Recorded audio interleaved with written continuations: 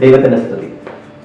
ഈ വർഷത്തെ കേരള സംസ്ഥാന ചലച്ചിത്ര അവാർഡ് പ്രഖ്യാപിച്ചപ്പോൾ കമ്മട്ടിപ്പാട് എന്ന സിനിമയിലെ അഭിനയത്തിന് വിനായകൻ എന്ന നടനാണ് മികച്ച നടനുള്ള അവാർഡ് കിട്ടിയത്. നടപ്പ് രീതികളിൽ നിന്ന് വ്യത്യാസപ്പെട്ട് ഈ അവാർഡ് അദ്ദേഹത്തിന് ലഭിച്ചപ്പോൾ ഇതൊരു ചർച്ചയ്ക്ക് വഴിതെളിക്കുകയുണ്ടായി. എന്തു തന്നെയാണെങ്കിലും അദ്ദേഹവുമായിട്ടുള്ള ഒരു ഇന്റർവ്യൂ കണ്ടപ്പോൾ അദ്ദേഹം പറഞ്ഞ ചില വാക്കുകൾ നമ്മളെ സ്പർശിക്കുന്നതാണ്. എറണാകുളത്തിന്റെ സകല അഴുക്കുകളും വന്ന് അടിഞ്ഞുകൂടുന്ന കമ്മട്ടിപ്പാടത്തെ ചേരിയിലാണ് അദ്ദേഹം ജനിച്ചു വളർന്നത്. അദ്ദേഹം പറയുകയാണ്, ഞാൻ ഇവിടെ നിന്ന് എന്റെ വീട്ടിൽ നിന്ന് പുറത്തേക്ക് ഇറങ്ങുമ്പോൾ അവിടെ റെയിൽവേ ട്രാക്കാണ്. ആ ട്രാക്ക് കടന്ന് ഞാൻ കടന്നു ചെല്ലുന്നത് ബസ് സ്റ്റാൻഡിലാണ്. അവിടെയാണ് എന്റെ കൂട്ടുകാര് ഉള്ളത്. അവർക്ക് കയറി കിടക്കാനായിട്ട് ഒരു കൂരയില്ല. മഴ നനയാതിരിക്കുവാനായിട്ട് അവർക്ക് ഒരു സംരക്ഷണവുമില്ല. തണുപ്പത്ത് പുതയ്ക്കാൻ ഒരു പുതപ്പ് പോലുമില്ല.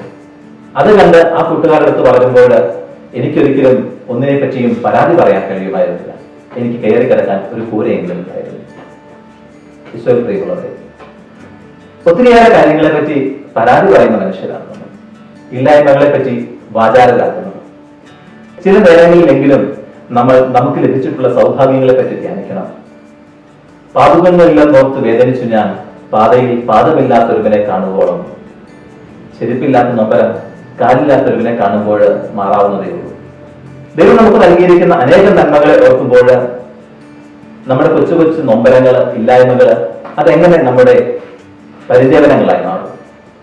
ഈ നോമ്പുകാലത്ത് നമുക്ക് എല്ലാറ്റിനോടും നന്ദിയുള്ളവരാകാം. സ്നേഹത്തിന്റെ പുരയുടെ കീഴിൽ നമുക്കിന്ന് സംരക്ഷണമേകുന്ന ദൈവത്തോട് പ്രത്യേകിച്ചും. ആമേൻ.